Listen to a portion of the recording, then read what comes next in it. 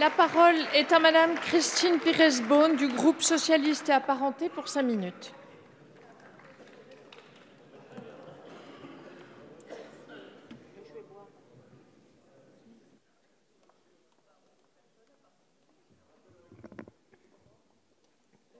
Madame la Présidente, Messieurs les ministres, mes chers collègues, notre pays traverse des crises sans précédent, crise sociale, crise démocratique, mais aussi crise territoriale.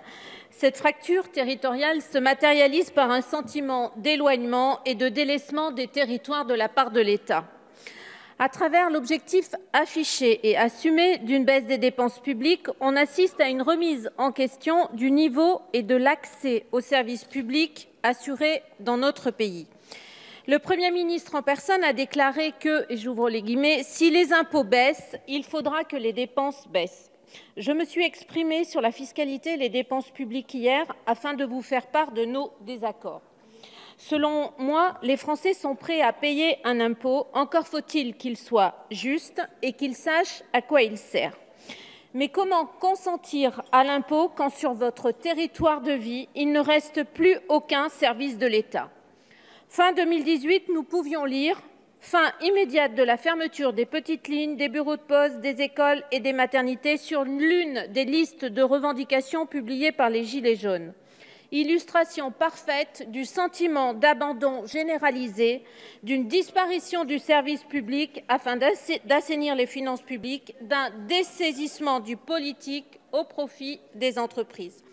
Pourtant, les entreprises ne peuvent remplacer l'État. Dois-je vous rappeler, mesdames et messieurs les députés, que la notion de service public renvoie à une activité d'intérêt général ? Ne voyez-vous donc pas que le désir majoritaire au sein de la population est de garder ces services publics, que les citoyens refusent catégoriquement que ces missions soient abandonnées ? En témoigne d'ailleurs la grogne exprimée par la concession d'ADP que vous avez fait voter en catimini un samedi à 6h15 du matin. S'il s'agissait de décrédibiliser un peu plus notre Assemblée, c'est réussi. Cette grogne sera bientôt la même que celle que pour les autoroutes qui n'ont de cesse d'augmenter les tarifs au détriment de l'usager. Afin de réduire les dépenses liées aux services publics, la digitalisation de ces derniers est souvent évoquée. Néanmoins, elle ne doit pas se faire au détriment des rapports humains qui sont essentiels à la proximité entre l'État et les citoyens. En effet, les zones rurales, en plus d'être les plus touchées par la fragilisation et la disparition des services publics, sont particulièrement vulnérables à cette digitalisation, puisque certaines d'entre elles n'y ont même pas accès.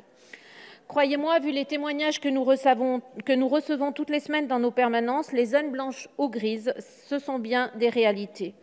Et que dire de la démocratisation des usages ? Certaines personnes auront toujours besoin d'aide pour l'utilisation des nouvelles technologies.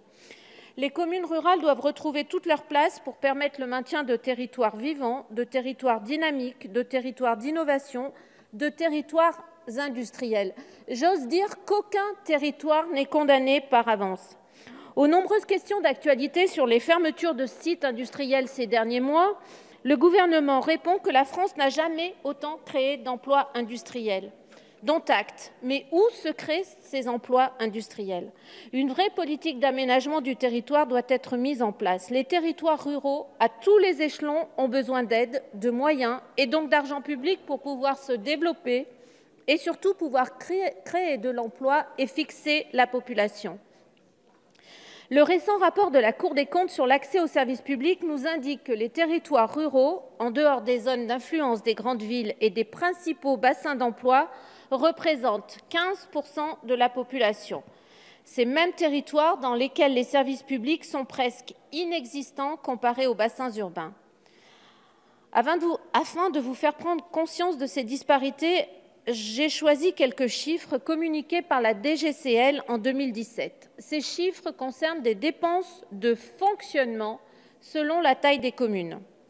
Pour une commune entre 3 500 et 5 000 habitants, la dépense en moyenne est de 36 € par habitant pour la culture, contre 140 € pour une commune de plus de 100 000 habitants.